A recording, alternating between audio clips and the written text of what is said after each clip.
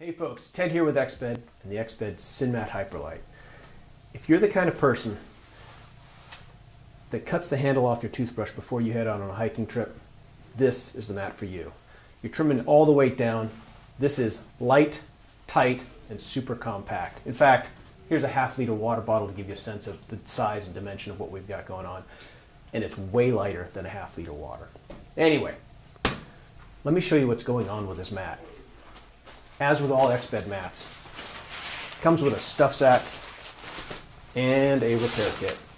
It's inside there. Here's the mat.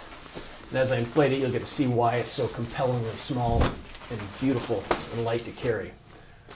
We use flat valves, well, like the rest of our mats. Open those up. I can go ahead and inflate this mat with lung power if you want to, but I prefer to keep things nice and dry, and I like to inflate it quickly, so I like to use the schnozzle pump sack. This is an accessory that we make. We make several other pumps, but the schnozzle pump bag is pretty fast, efficient, and it's lightweight. So open that up, capture some air on the inside, and then just squeeze that air in to the HyperLite.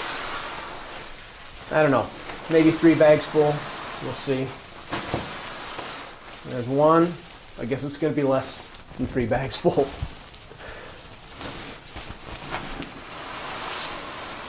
Yeah, tops off at probably 1.5 in this particular case. If I was being really sloppy, maybe 2. Then you go ahead and pop the schnozzle pump sack off, and then just close the flat valve by simply pressing on the top, and you're locked up. Now you get to see the shape of the mat. The mat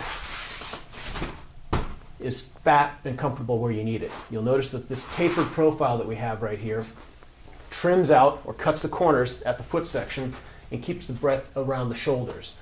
To help keep you centered on the insulated portion of the mat, we use these air rails. And the air rails on the outside are larger so that it keeps you focused and centered on the insulated part of the mat. Speaking of insulation, like all Exped mats, when we insulate a mat, we go ahead and we bond the insulation to the top of the mat and also to the bottom of the mat, so that every time I inflate it, I'm stretching that insulation to occupy the entire space of that particular baffle. That gives me a really warm, really comfortable mat and allows me to get a certified R value. Now, when we talk about the shape even further, you notice this tapered profile right here. From the shoulder down to the foot is a straight edge, and that's done on purpose. It allows me to take another mat, if I'm coupling them up, and you can see I'm going to tilt this ever so slightly so you can see what's going on, and I get a nice straight taper right here with no gaps.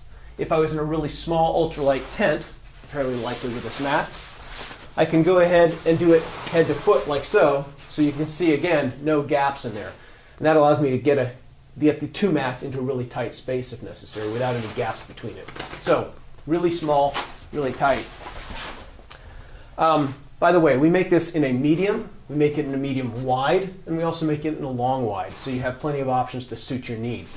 When it comes time to deflate the mat, also really fast and really easy, all you have to do is open up the single flat valve, and you take the deflate pin and just put it inside the flat valve like so. Real easy to work with. The other option is to go ahead and just take this little green flapper and just pop it out like so. Now I'll take the mat, fold it up roughly into thirds, and then just use my body weight to go ahead and squeeze the air out of the mat. Fast and easy, and we let my body weight do the work. Once I get most of the air out that way, just squeeze it all out. Then I'll go ahead and take the mat, get it all nice and small again, flip it over, and I'll fold it into fourths.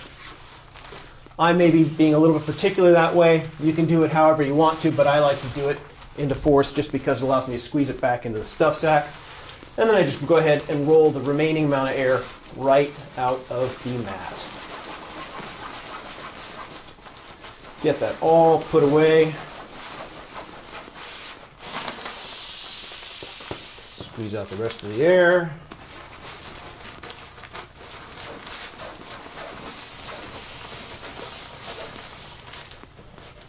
Go ahead and close the flat valve and then drop it back into the stuff sack like so. Close off the toggle.